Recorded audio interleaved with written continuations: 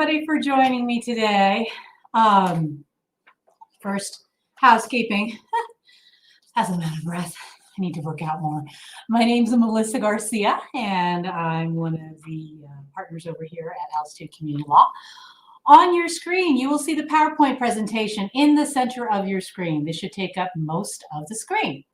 There should also be a small box on the bottom right-hand side of the screen with the video feed, i.e. the presenter, me. On the left side of the menu, please select the questions and answers icon and type all your questions there, which will be addressed at the end of the webinar.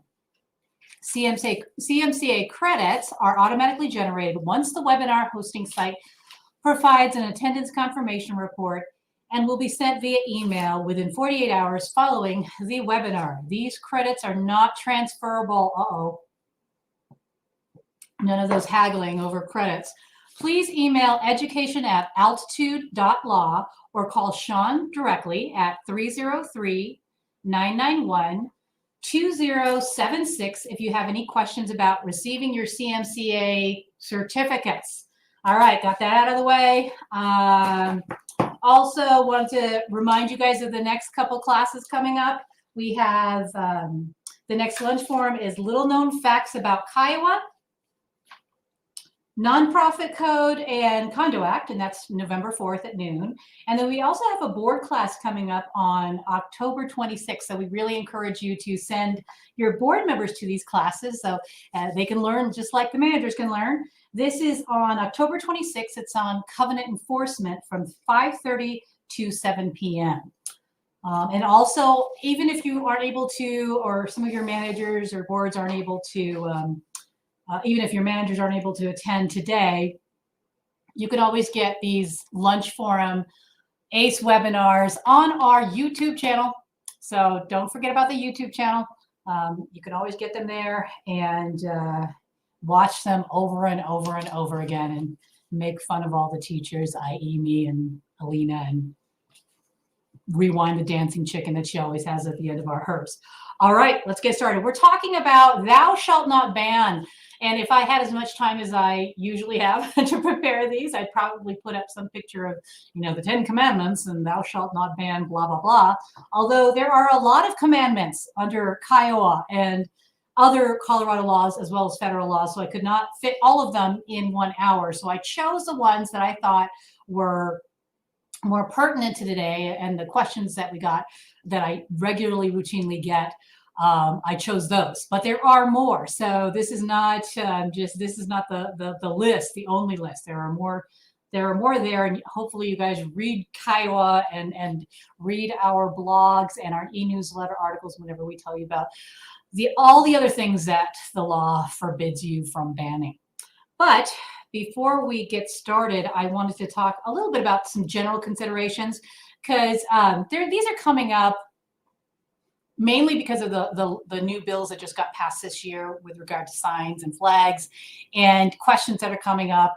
So I wanted to take care of these, and these are general considerations that are applicable to any of these provisions that serve to prohibit an association from banning certain items. First, the law is that the law supersedes your governing documents to the extent of any inconsistency. That doesn't mean it supersedes the entire section. It supersedes to the extent of any inconsistency. So, for example, if you have something that says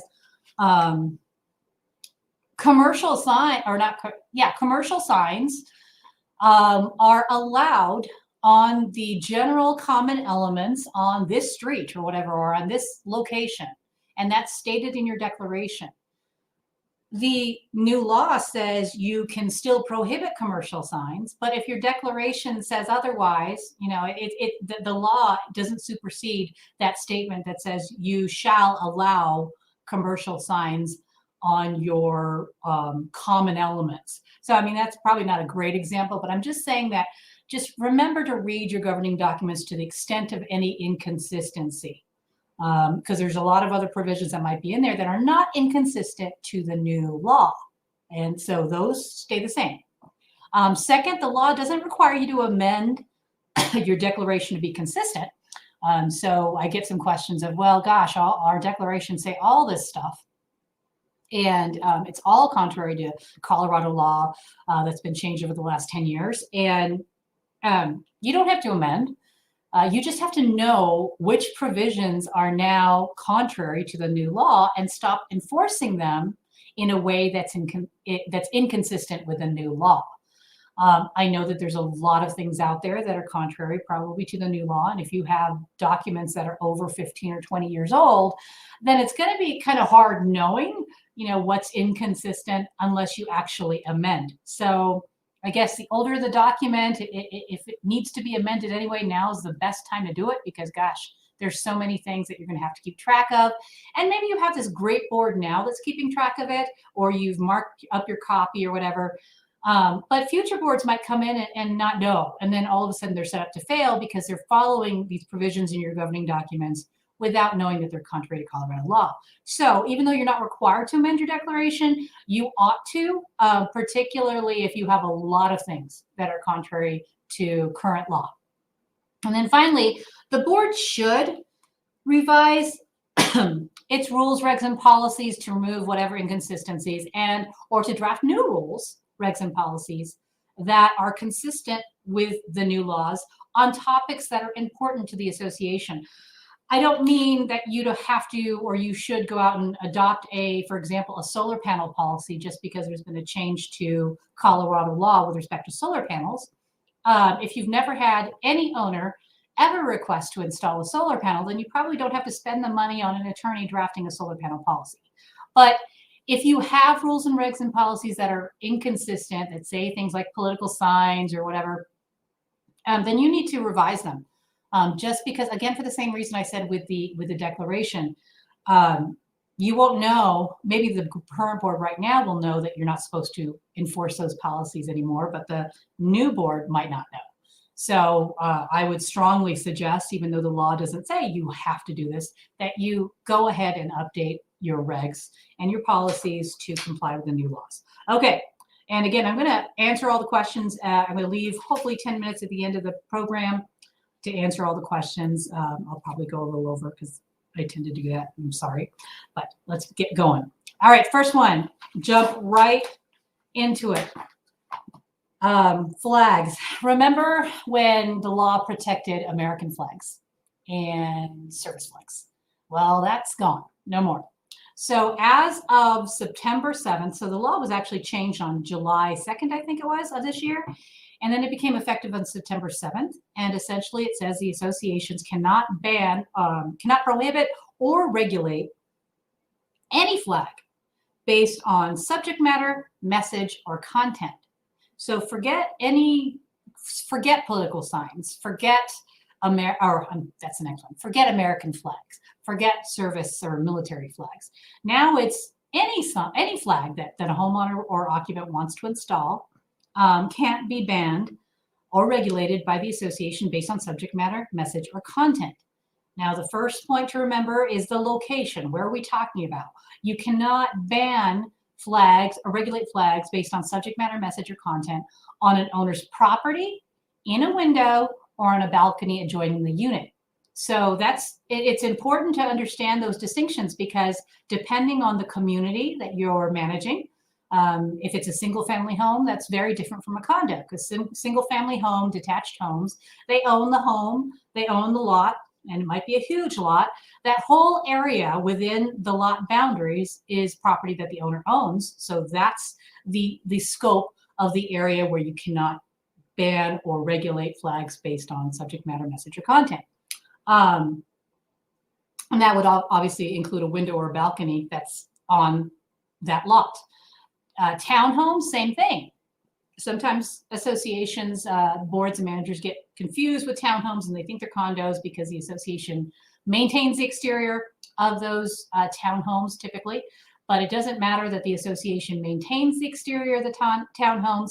The townhome itself is still a single family home and it's still owned as a whole by the owner. It just happens to be attached usually to somebody next door. And it happens to be maintained on the exterior by the association, but it's still a single family home. It's still owned by the owner. And so almost always, rarely have I seen it otherwise, but almost always the balconies and the windows are considered part of that townhome, as well as all the property it sits on. So again, keep in mind, townhomes, you have more of an area in which you are banned from regulating or prohibiting flags based on subject matter, message, or content. And then obviously condos, that's usually the property that the owner owns is the airspace within the building, and maybe some finished surfaces on the inside, the perimeter walls of that unit.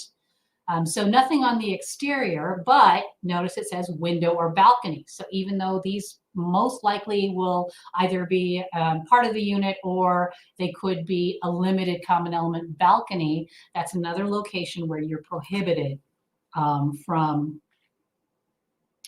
banning flags based on subject matter, message, or content.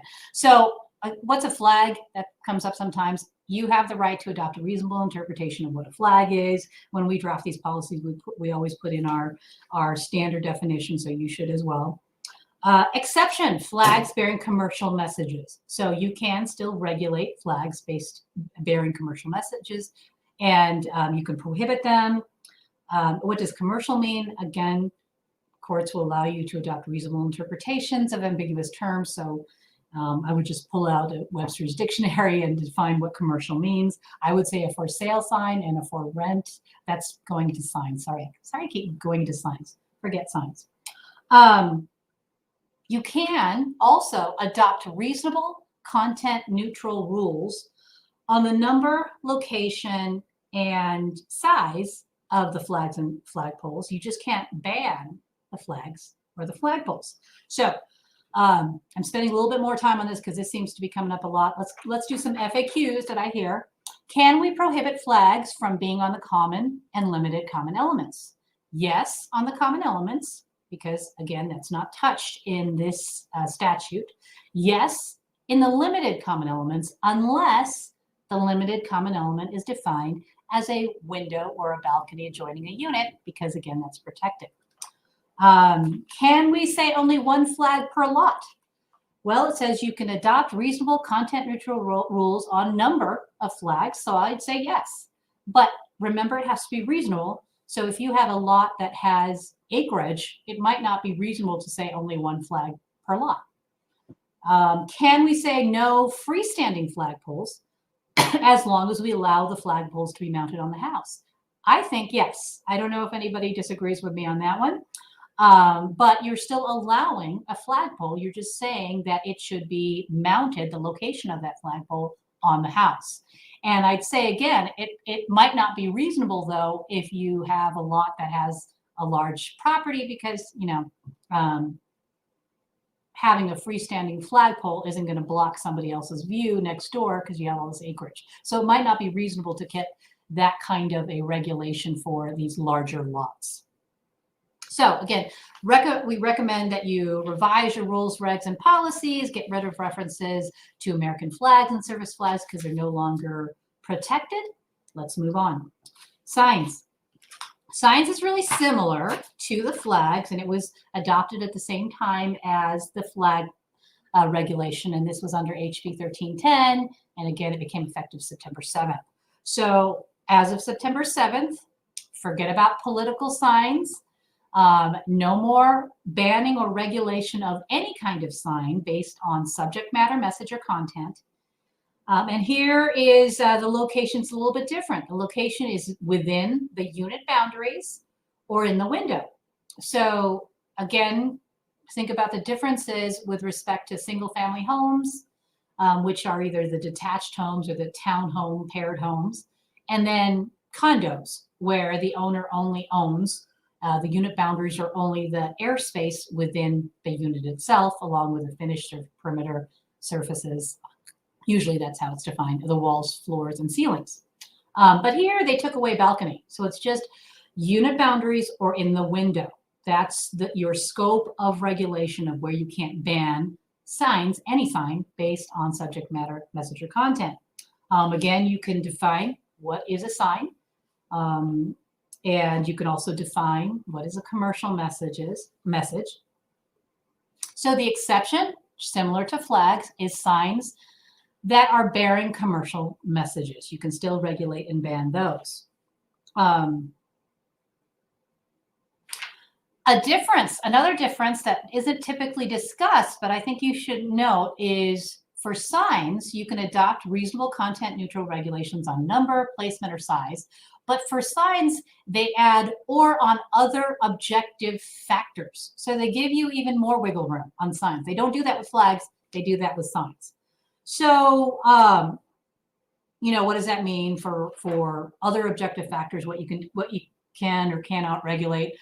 We have said maybe, that the signs have to be professionally written. No handwritten signs, no tattered signs. The signs have to be maintained. No neon flashing signs. Those are all content neutral, and they're all other objective factors. They don't just discuss number, placement, or size, but you have that wiggle room with signs. So again, let's talk about some other FAQs.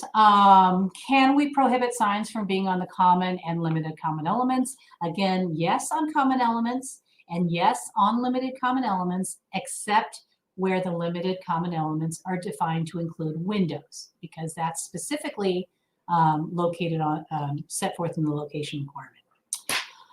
Here's the most common one. What if it has offensive language? What if it has the F word in it? What if it says the HOA president or the management company sucks? What if there's a Nazi symbol? Doesn't matter. All of those things are based on content or message or subject matter. You no longer have any authority to regulate or ban based on that. And so maybe some boards probably happy about that, because maybe they were in a really bad position of trying to figure out, well, what's offensive? I don't care if it says, the Broncos suck or whatever, but I will care if it says Chicago whatever sucks. I don't know. So they don't want to be in that position of trying to figure out what a political sign is. Now it's like, sorry, hands off. I can't do anything about it because, it's based on subject matter or content. Now, that doesn't mean that the offended owner can't pursue his or her own action. They can still regulate it. They can still try to do something about it. Also, think about things like local city or county ordinances or laws. If those are being violated or the laws being broken, then the owner can always call the police or locate the governmental authority to enforce its own regulations. It's just that the association cannot. Can we say only one sign per lot? Again, like flags, I'd say yeah. That seems reasonable, but it might not be reasonable for the larger lots. Can we only say one sign that is 5 square inches? Probably not. Remember, it has to be reasonable. And they talk about yard signs and window signs in the statute, and these tiny little signs probably are not, that's not reasonable to say that you can only have this tiny little sign. That brings me to security signs. Are those commercial signs? No, I don't think they have anything to do with profit or any kind of commercial product or commodity. So you can't regulate it or say something about it and say security signs are not allowed or allowed, because that's a regulation on a sign. That's not a commercial sign, and it's based on subject matter, content, or message. What we talked about, flashing signs and other objective factors. What if you're in a master-sub relationship? That's a new one that I got about a month ago, and it seems to be coming up more. Now, masters and subs are different. They both adopt their own regulations, but they really ought to be talking to one another. The subs really ought to be talking to the master, because 9 times out of 10, the sub, no, almost always, I would say, the sub is their regulations and their documents are going to be superseded by the master to the extent of any inconsistency. So what if the master's regs on some of these signs and flags is more restrictive than the subs? Even though the sub can adopt something that's less restrictive, the master can just come in and enforce its own regulations, which doesn't look good if you're telling your homeowners that, yeah, you can do this. And then the master comes in and said, no, you have to follow our regs. So you guys really ought to talk to each other. Finally, the last one that seems to be coming up, and I think there's differing opinions on this, is can we restrict the number of signs related to a particular matter? The thing that comes up is the political signs for election season. So if you have something that says 1 sign per lot, except during election season, and then you can have 5 signs per lot. So I know that the attorneys have differing opinions on this, but in my mind, even though you might not be saying you can have 5 political signs up and you might not be saying political sign, if the reason you're allowing additional signs is tied or based on some particular subject matter like election season, then indirectly I think you are regulating based on subject matter, content, or message, because the only reason why you'd be allowing additional signs is because the only signs that would be put up during those times are political signs or election signs. So that's my opinion. I know that's probably hashed out and some people are saying, I object, you are wrong, but that's my opinion. Okay, moving on. Religious items or symbols. Associations can't ban a religious item or symbol. And the definition, this is taken straight from the statute, of a religious item or symbol is an item or symbol displayed because of a sincerely held religious belief. Very vague, but what can I do about that? Nothing really. I don't have any guidance on that, but that's what the definition is. Now you are, it is limited to the entry door of the unit or the door frame, entry door frame of the unit. So they can't put it on the window, they can't put it on their yard. And if the association is performing work, if it has to maintain, repair, replace, improve the doors or the entry frames on the doors, then the owner might need to remove it during that period of time when the association is performing that work. You do, however, have to first give them notice of the temporary removal time, and then they can reaffix it after the work is done. So you just want to be maybe reasonable. If it happens during a time when the fixing of that religious symbol or item is important or critical for that religion, maybe there's some timing issue, and perhaps work around that when it comes to performing the maintenance, repair, and replacement on the door. The other thing too is there are exceptions. The association can ban the item and symbol if any of these bullet points is triggered. So it's self-explanatory. I don't know. I'm not really sure what threatens public health or safety, hinders opening, closing of door. That's pretty easy. Check your municipal ordinances. That fourth one's interesting because does this somehow conflict with the new law that we just talked about that says no bans on signs based on content? Can a religious item or symbol be considered a sign? And this is certainly based on content, graphics, language, or display that is obscene. If it's illegal, again, you can always contact the police or local government, but obscene. So anyway, that's just something for you to ponder on Wednesday afternoon. And then finally, the fifth bullet point is if the religious items or symbols, either by themselves or combined, is larger than 36 inches, and you can prohibit that as well, or you can limit it and say it has to be limited to that sign. Moving right along, emergency vehicles. So where did this come from? This came out several years ago, more than 10 years ago, probably 15 years ago, I'm not sure. But this came about because there was a guy that needed to have an ambulance. It wasn't, I don't think it was like the regular big ambulances, but it was an ambulance, or a vehicle used as an ambulance. And the association had a prohibition or some kind of restriction, or maybe it was a rule or reg that says no parking in the driveways, no parking in the streets. So this guy had to have this vehicle in order to perform his ambulance work or his emergency medical service work. And so, didn't really work that well if at the middle of the night he has to run 2 blocks in order to get his vehicle. Somebody's life was in jeopardy, and here he is huffing and puffing trying to get to his vehicle because the HOA doesn't allow.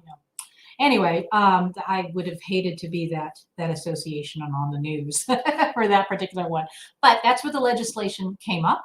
So now, if it meets the definition of an emergency vehicle, then you can no longer, I'm going to skip ahead here, ban that emergency vehicle from being parked on the street, driveway, or guest parking area. So recognize that it has to meet all this criteria, has to be required as a resident, as to be at the residence as a condition of the employment. There's the weight requirement, has to be employed by, a primary provider of firefighting, law enforcement, ambulance. No, not the cable company. I had several ask me about that. I thought it was a joke. It wasn't a joke. It just must have been Super Bowl Sunday or something, and maybe somebody was about to keel over because they couldn't get their cable. But no, it's limited to this bullet point here. And notice it has the vehicle itself has to bear an official emblem or other visible emergency service provider designations. So undercover cops, sorry, you are not protected. Unless you have something that says undercover cop on your vehicle. I hope not. So even though you can't ban the vehicle from being parked, the emergency vehicle from being parked on the street, driveway, or guest parking area, if the parking obstructs emergency access or interferes with the reasonable needs of the others to use street, driveways, and guest parking, then that can't be allowed. I mean, you can prohibit that. That's the 6th bullet point that just didn't make it to the other slide. So that's kind of self-explanatory, I guess. It's moving along. We are on commandment number 5, Xeriscape. Okay, I had to pull my notes on this one because this one's a little more complicated. So before this law, if you looked at 106.5 of Kiowa, as well as 3760-126 this was back in 2013 or 14. What the law now, before this new law came into place, it prohibited, here we go. It prohibited it prohibited associations from prohibiting or limiting xeriscape, from prohibiting or limiting drought-tolerant vegetative landscapes, or requiring cultivated vegetation to consist wholly or partially of turf grass. And that was the law up until September 7th. And then it added a specific section regarding non-vegetative turf grass, which is otherwise known as artificial turf. So I wanted to give you the definition of xeriscape here, because I think even though this is sort of going outside of what we're talking about today, xeriscaping, it's not all rock. It's not xeriscape. Somebody can't come and say, I want to put all rock on my property because the statute allows me to do that. No, the statute prohibits an association from banning or limiting the use of xeriscape, which is the combined application of 7 principles of landscaping, planning, and designing. And it's the use of practical turf areas, the use of mulches, hydrozoning of plants, all of that stuff, and appropriate maintenance under this other statute, which we're not going to discuss today. So it's a combining of all this stuff. And you can say, no, we don't like your plan with respect to all rock. So just realize that. Also, this second statute here, this 3760-126, that contains the statute in full. It also discusses things like not enforcing during terms of water, if water restrictions are in place, for example, or allowing the turf grass to revive itself before, or allowing them to revive the turf grass before you enforce. It also gives other definitions like turf and turf grass. So keep in mind that although today we're just really talking more about the artificial turf piece, look at that statute for 3760, 126, or just contact me after this and I'll get you a copy. And you'll see all the other portions of the law that are applicable and serve to more clarify and define how you can enforce or what you need to ban, or what you're prohibited from banning with respect to xeriscaping and all that. So currently the law said that you can't prohibit or limit xeriscape, drought-tolerant vegetative landscapes. And what it added today, as of September 7th, is a restriction against banning artificial turf, or what's called in the statute non-vegetative turf, and non-vegetative turf grass. But you can restrict it to the backyard. So you can say you can say it can't be on the front yard and it can't be on the side yards. It has to be in the backyard. It doesn't say that the backyard has to be fenced. That's one of the questions that I sometimes get. There's nothing in the statute that says you, if it's unfenced, then you can restrict it from being in the backyard. No, the limitation, your ban on artificial turf is restricted to the backyard, whether it's fenced or not. So in general, you can't ban or limit the use of xeriscaping, the drought vegetative landscapes, or artificial turf, but limited to the backyard, on property for which an owner is responsible, including a limited common element. So that doesn't mean just doesn't mean a property that the owner owns, but over which the owner is responsible. So if the owner lives in a townhome community, and let's say the boundaries of the lot extend just to the footprint of the building, and everything else, including the backyard and the front yard, is a limited common element that the owner is responsible for maintaining, then you cannot ban the use of xeriscape or artificial turf on that limited common area, but you can restrict the artificial turf to the backyard. I hope that makes sense and I didn't confuse you further. Again, this is all also on our website if I haven't said that first. So the association can adopt and enforce design and aesthetic guidelines and rules that cover everything. Again, unless those guidelines and rules prohibit artificial turf from being installed in the backyard, or in the in the backyard. You have to allow the artificial turf in the backyard. Okay, I think I covered that. Hopefully I did. Rain barrels, really quickly, although there's a lot of slides on this. This came about a few years ago, and essentially it just says that if somebody is going to be installing rain barrels, according to the limitations that are set forth in the statute, you can no longer ban them.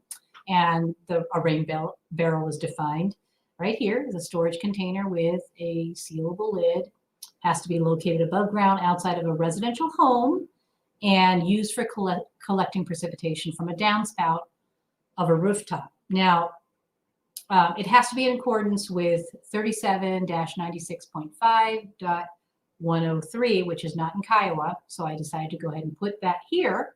And that's what this slide is. Here are all the other limitations and requirements if you want to use rain barrels. Notice no more than 2 rain barrels. And it has a gallon capacity here, 110 gallons. Has to be collected from only single-family residences, or if it's multifamily, then 4 or fewer units. You can't use the water for drinking water or in-house indoor household purposes. And you have to use the precipitation that you collected from the property that you collected from. So you have to use it on the property from which you collected the precipitation. So you can't, get it from somebody else's property and then use it on yours. Is that happening? And you can also ban them from common or limited common element, any property maintained by the association, or if it's attached to one or more units, unless you give the other owners give permission. And this does not extend to tenants. Moving right along, child care homes.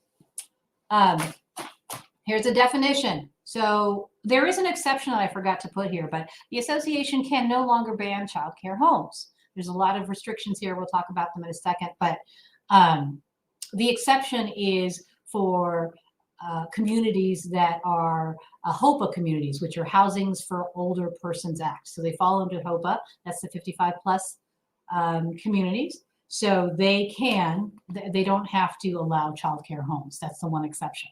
But here's a definition of child care home.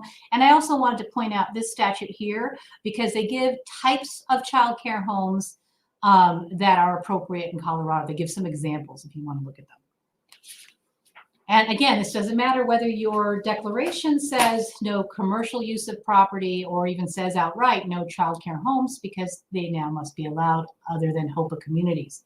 They have to be licensed, and they don't supersede the association regulations on ARC, parking, landscaping, noise, anything that's not specific to the operation of a business. So you can still require them to follow whatever your architectural procedures are to limit parking to X.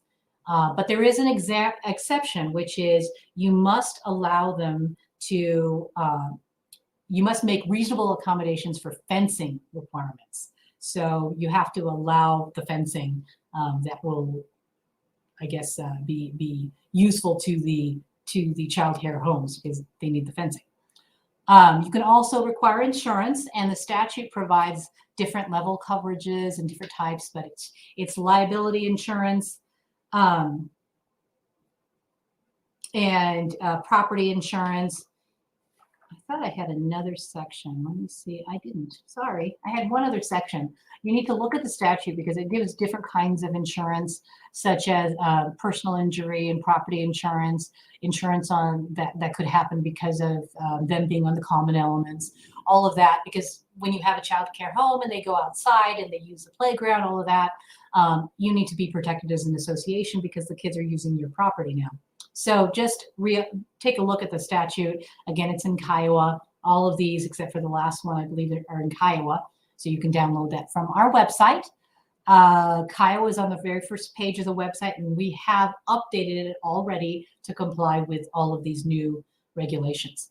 And in that insurance, the association has to be named as an additional insured, and then the owner's insurance is primary, which is refreshing because it's usually the association's insurance that is primary, which means that if there is duplicate coverage between the owner and the association, the owner's policy kicks in first. All right.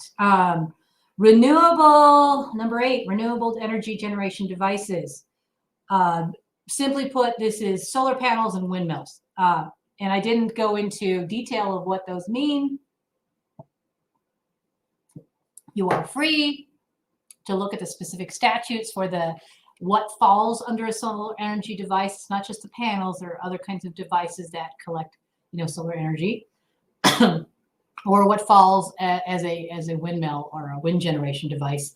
That's pretty lengthy. There are very specific requirements to fall under in order to qualify as a windmill renewable energy generation device. Now, you can no longer ban homeowners from putting or occupants from putting solar energy devices or windmills on property owned by the owner. So there's no exception for limited common elements or common elements. And it's only the owner. If I said occupant, forget that. It's only the owner that gets to put these on. And it's on property owned by the owner. No tenants. So keep in mind that in a townhome and in a single family home, the owner owns the roof. Even though in a townhome community, the association might maintain the roof, the owner still owns it. So you're banned from prohibiting the owner of a townhome community from installing a solar energy device like a solar panel on their roof because it's protected under this statute. So we get that a lot from associations. They say, well, we have to maintain it. And how can we have to allow them to put it on there when we have to maintain it? Well, because the statute says so. I still think that, there is some ability to adopt rules and regulations, but you could also say, hey, look, you're putting a solar panel on top of a roof that I have to maintain as an association. So you should be responsible for any kind of damage that occurs because of the existence or the improper installation or the maintenance of the solar panel on the roof. You should be responsible for removing and replacing the solar panel if it's necessary in order to maintain the roof whenever we have to replace it. So I think those can be shifted into an agreement and arguably require the owner to enter into an agreement shifting all these responsibilities as a condition. Even though the statute doesn't exactly say that, I think it's a reasonable argument given the association's maintenance obligations over the roof for townhomes. Now, condos, the owner doesn't own the roof.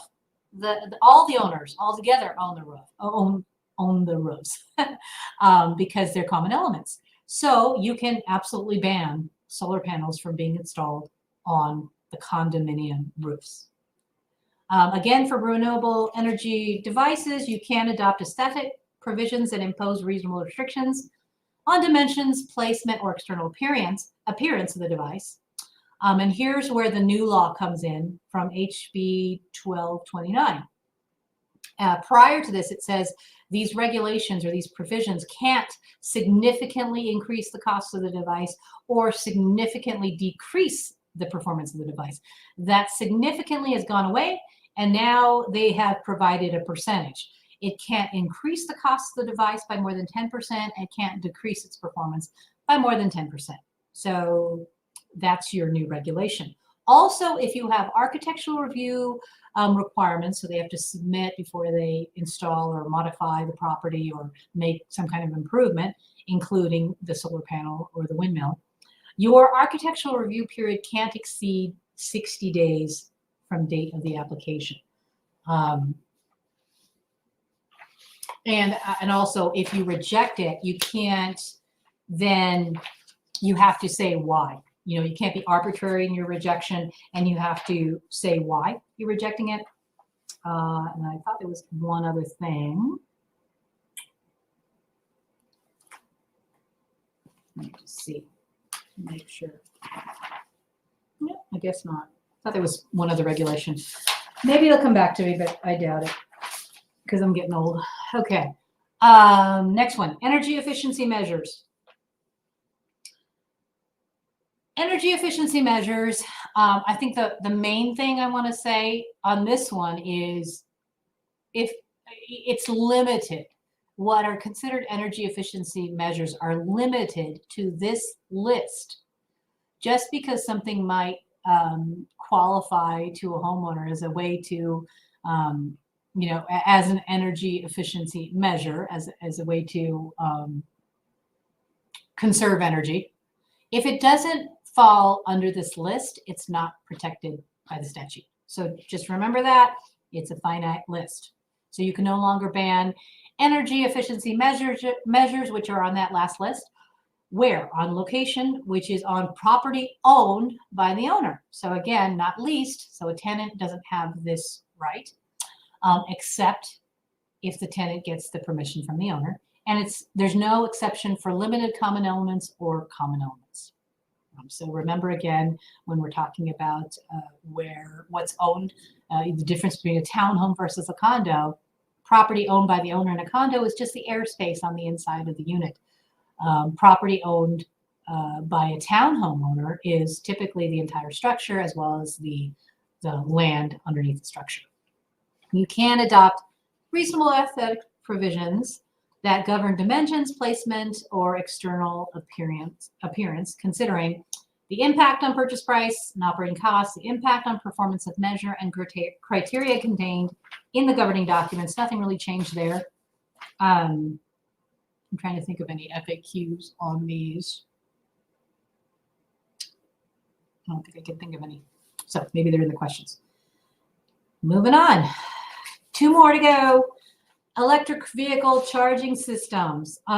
This is so popular right now. I mean, it's trending. We're getting requests all over the place for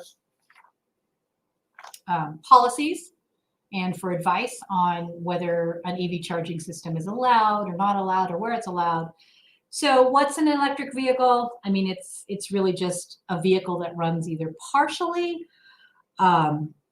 or totally on electricity. So you'll see so many cars now that are electric vehicles. And the sum of the law, the summary of the law is that an association is prohibited, a residential association, not commercial, a residential association is prohibited from denying an owner the right to use or install a level 1 or level 2 electric vehicle charging station in the following locations: on or in a unit, on or on a limited common element parking space, carport, or garage that is owned by the unit owner or otherwise assigned to the owner in the declaration or some other recorded document. So if somebody says, I want to put an EV charging station in my LCE parking space, then you must allow it as long as it's a level 1 or level 2 EV charging station. I don't know if I put the definitions. I did not. We have this great article on our website. I say it's great because I wrote it. And it's called The Ins and Outs of Electric Vehicle Charging Stations. Under SB 13126, the law hasn't changed since then. So that means that it was passed in 2013. But it's now gaining a lot of traction. So get onto our website. And if you want a copy of that, get on our website or just email me and I'll get it to you. But it goes into detail with respect to this, including the definitions of level 1 and level 2 charging systems and all the limitations. But some of the limitations or conditions are the association can require reimbursement for actual cost of the electricity or reasonable fee for access. So what does that mean? If it's sub-metered and the association pays the electricity and they can tell how much electricity is being used by that EV charging system in the limited common element parking space, then the association can pass that cost directly on to the owner. If it's not sub-metered and the electricity is still tied to some kind of master panel, of electricity panel, then you can still charge a reasonable fee for access. But the fee, it has to be reasonable. So you have to figure out what's reasonable. Maybe talk to some Excel or somebody to say, get an expert's opinion on what would be reasonable for this kind of, charging this vehicle, and then use a flat rate that everybody has that has an EV charging station, or system. So you can just kind of get that information from someone who knows what they're talking about, and then document it and treat everybody uniformly. You can also adopt bona fide safety requirements.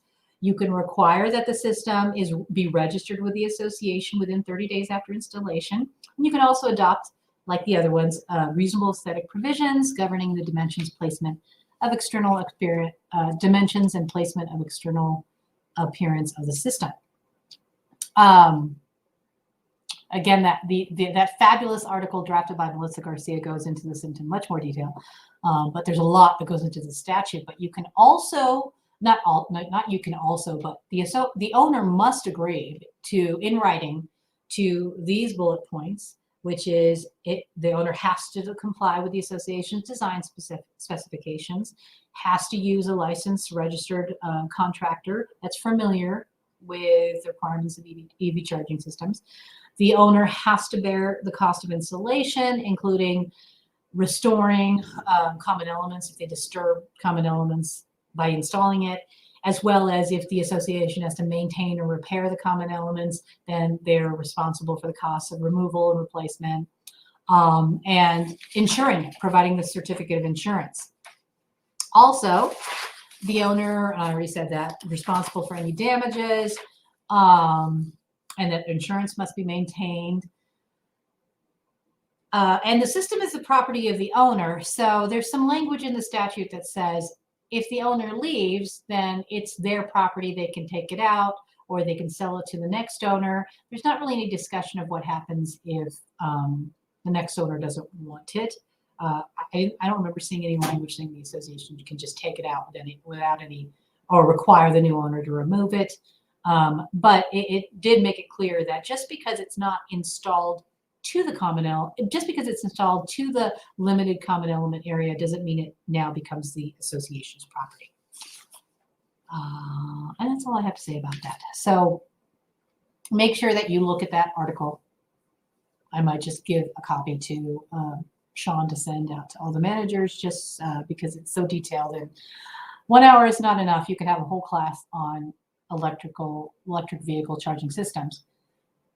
Strongly recommend a policy on that. If you're seeing associations or homeowners that are wanting to include these, then you really ought to have a policy that addresses everything that we just discussed, as well as an agreement that you should have in place that addresses all those bullet points in the last slide as well. The other thing too is you don't have to allow them on the general common elements. So the association can say, no, can't put them on there. But the association can do that. I mean, I think that there's a lot of, it's certainly trending, and it might be something good for a community and something that a lot of homeowners and residents want. So if you are interested in installing an EV charging system on the general common elements, you really ought to look at whatever your county or your city's grants. There's also a state grant, I think, that might still be applicable. If you can show that your community is trying to go green, and they might give you money to install it. So look for those kinds of resources that would fund an amenity that might be a great thing for your community. Okay, finally, last one, satellite dishes. So satellite dishes, this has been in place for quite some time. This is a federal law, and I apologize, I didn't put the specific statutory citation there, but it's the federal over-the-air reception device rule. And essentially, association can't enforce regs that impair the installation, maintenance, or use of a protected satellite dish. Not talking about all the antennas right now or anything, just satellite dishes, but it does go into types of antennas as well, but we're just talking about satellite dishes today. The satellite dish itself has to be 1 meter in diameter or less. You can still ban the huge ones that you see, like in Contact or whatever, the huge ones that people put on their lawns. You can still ban those. But you can't ban or enforce regs that impair the installation, maintenance, or use of protected satellite dishes. Where? On property owned by the owner or over which the owner has exclusive use, which is essentially the limited common element. So keep in mind, again, as we've already discussed with other slides, if it's a single family home, that's the entire lot, all of the residents. If it's a townhome, it's probably the entire residence, maybe some portion of the lot, depending on where the lot boundaries are. But if it's a condo, then the property owned by the owner is only the airspace within the unit. So that's where you can't ban them, or over which the owner has exclusive use. So with a condo, that might be a balcony.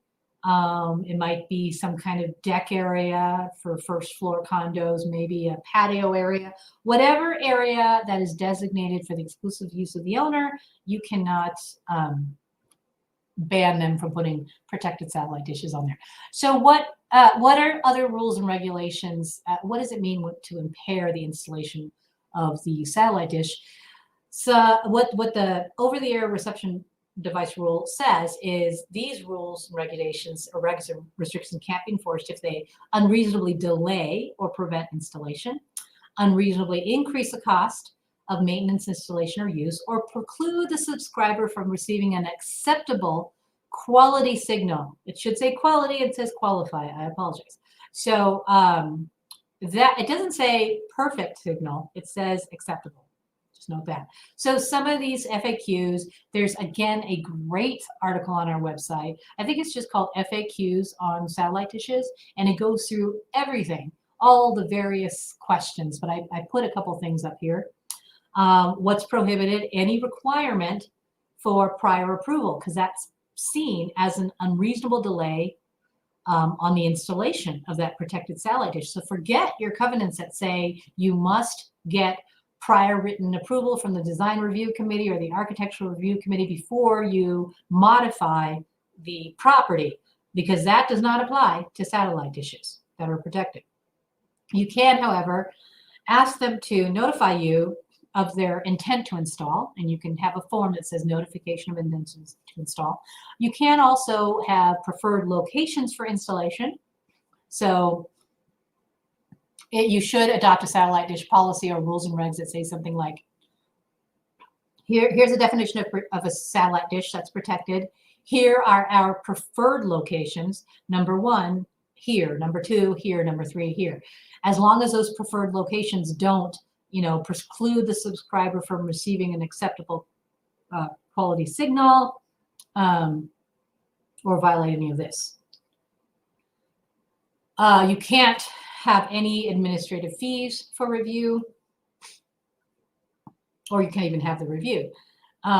You can require them to place the antennas in locations where they wouldn't be visible from the street. But again, as long as the signal reception is not impaired and they don't, this location doesn't violate the other provisions either.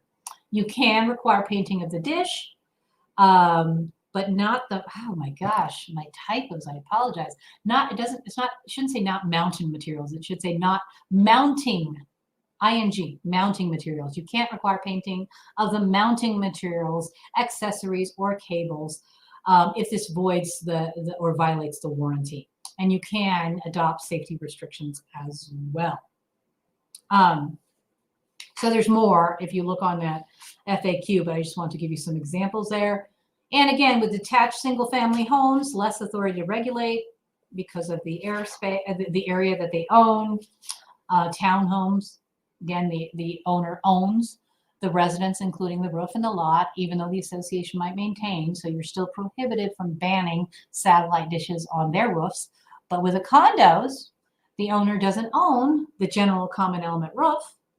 So you can say, no, you can't put the satellite dish on the general common element roof.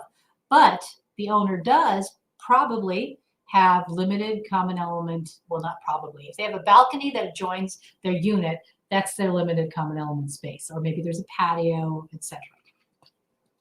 All right, that is it. That was a lot. And I have 3 minutes. I'm going to try to get through your questions. Thank you so much for attending. And let's see, what do we do here? Okay.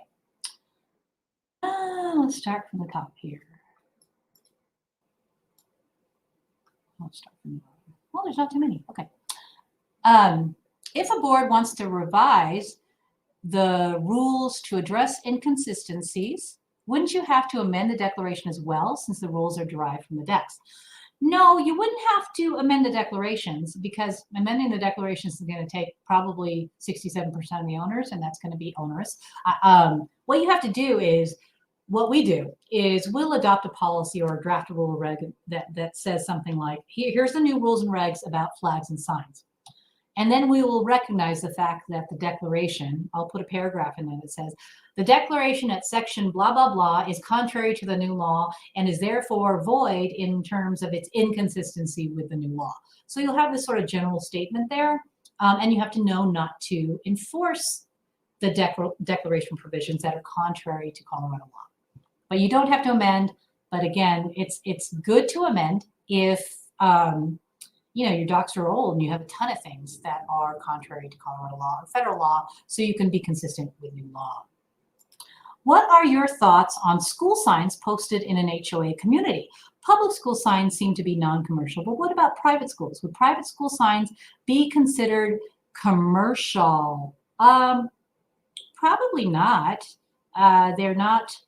How do we define commercial? I know we had this. Let me see how we define commercial. We pulled sort of some different Webster's dictionary type definitions, and we define commercial, and courts will allow you to adopt reasonable interpretations of commercial or any other kind of ambiguous language.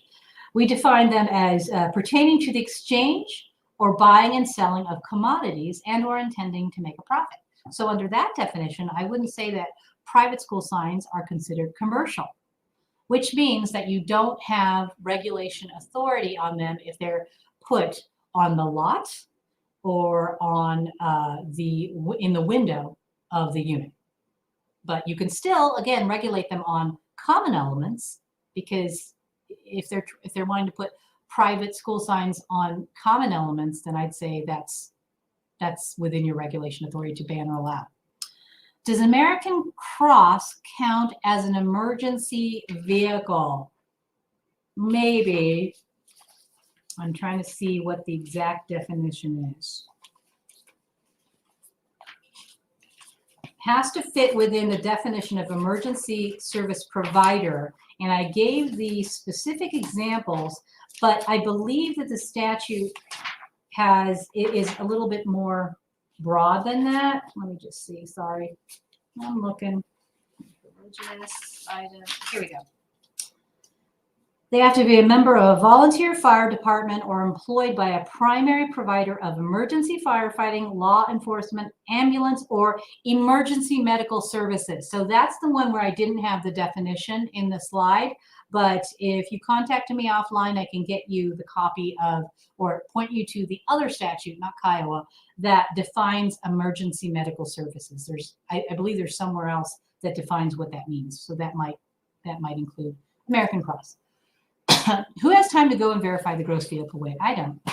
I know that they have a sticker on the inside of the vehicle doors. However, can associations request that documentation? I think if there's a question, then yes. If they're not sure and it's not clear, then I think they can request verification that the vehicle falls within the definition of the statute. Single-family homes. What if the HOA has allowed artificial turf in front yards? Noted that they are approved on a case-by-case basis. I don't think you want to take this time to change your regulations. I mean, you can certainly, I think you can, moving here from here on forward, change what you've allowed in the past, but it's not really that, it would be frowned upon, and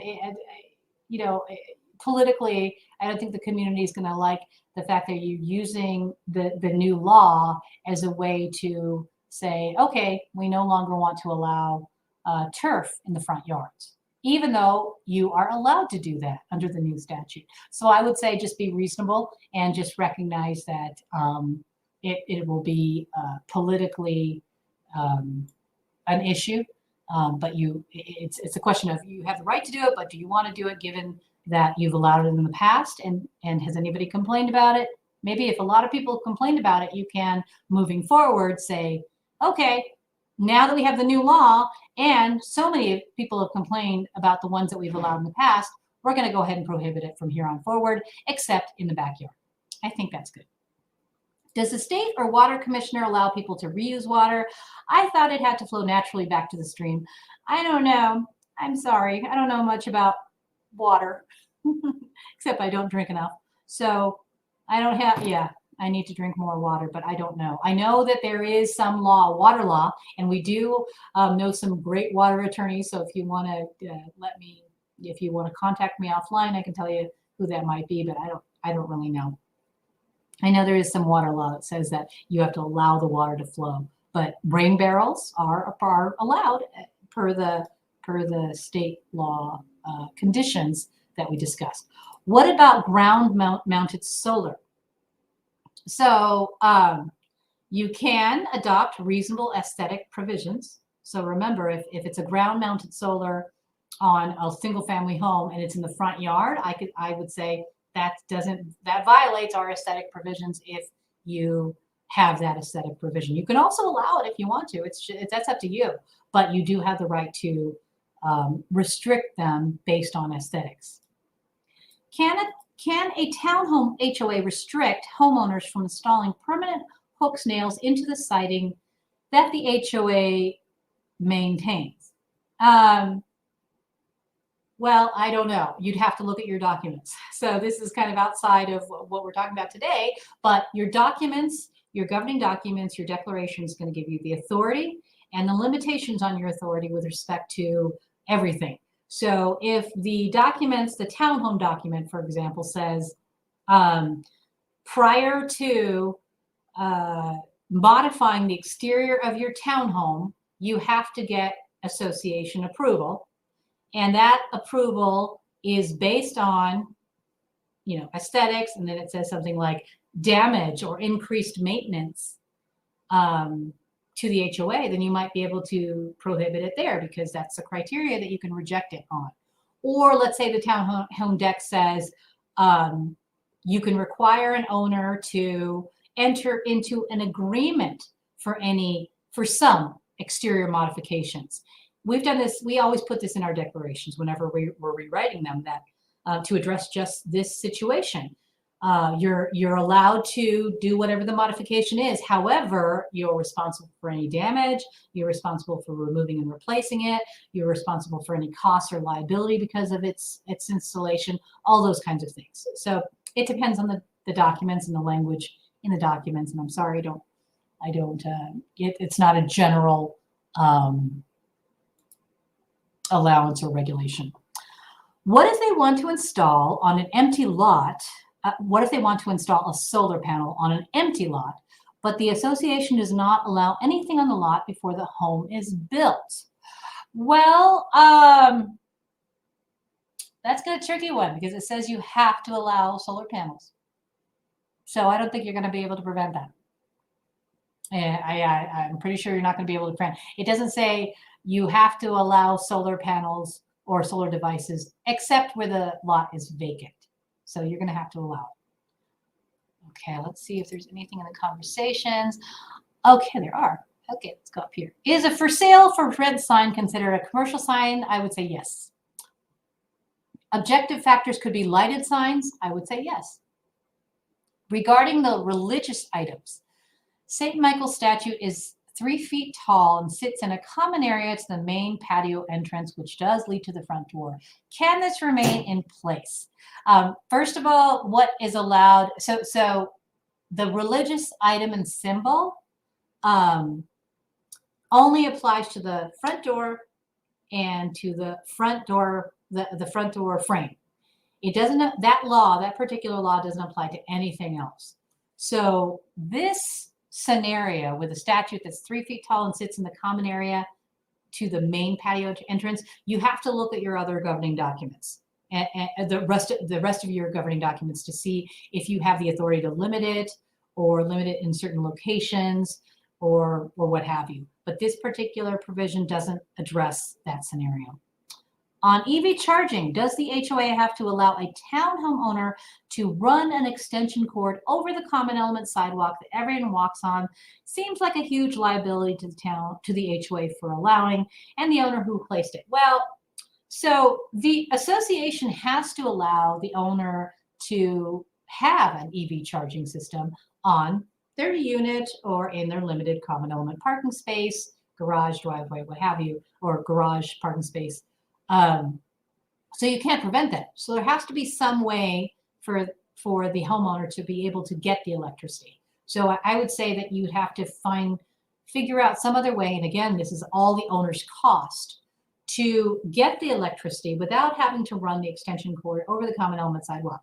If there is absolutely no other way to do this, then I don't think you're going to be able to prevent them from installing it. You're going to have to allow it, but then shift all insurance, maintenance, liability, increased property damage or whatever to that owner. So then that kind of pushes it back to the owner to figure out a better way to get that EV charging station in place versus doing this and then being liable for everything. Please clarify your statement that says prohibited administrative fees for review. Does this mean that the HOA cannot charge a fee to cover a professional's review of a DRR because of the type of DRR? It's only limited to that statute, that slide, which discusses satellite dishes. So I don't even know why that FAQ is on the website. It says administrative fees for satellite dishes reviews is prohibited. But it also says requesting review and approval prior to installing the satellite dish is prohibited. So why would there ever be an administrative fee for that review if the review isn't allowed in the first place? So anyway, this statement about no fees for review is only applicable to the satellite dish installation. Solar. What if an owner wants to install, we already talked about the vacant lot. Regarding EV, can a condo community petition to install access in a parking area? I'm assuming the general parking area. If so, will the number of outlets become an issue? Possibly. So only the board, except unless it's expressly stated in the documents. The general rule of thumb is that only the board acts on behalf of the association with respect to any action, including installing an EV charging station system in the general common element parking area. Excuse me. So the board is the one that's going to have to make that decision. But you can have owners petition, and if they to make this action happen, and if the board says no, we're not going to do it, well, the owners can also remove the board and do it themselves if they wanted to. So it's not a direct ability to take that authority away, but there's ways to just get rid of the barrier, which is the board. And maybe that they might affect number of outlets, might be an issue. It is not a charging station. They are running an extension from inside of their home. Oh, so it has nothing to do with the EV charging station. Sorry. Probably not then. What was it about then? Let's see. On EV charging? If they're running an extension from the inside of their home to something and it crosses the common elements, I think there's 99% of the time, probably 100% of the time, the documents say you can't modify or put something on the common area or otherwise, install something on the common area without association approval. So you're most likely going to be able to prohibit that. All right, I think I'm finished.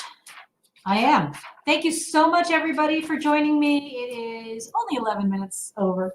I usually go over longer than that. So I appreciate everybody attending. And again, for those who haven't been able to attend today, or their managers, or your friends who aren't managers who just love HOA stuff, this should be up probably, I don't know if it's going to be up tomorrow because Sean's going on vacation, but it'll be up soon on our ACE YouTube channel in recorded fashion, so you can watch it then. If you have any questions about this, if you are interested in any of the policies, or if you're interested in any of the articles that I discussed on here or anything else, any of the statutory references, please feel free to reach out to me directly and I'd be happy to help you. Yes, there's my contact information as well. Thank you so much. Have a great day and a great rest of your week.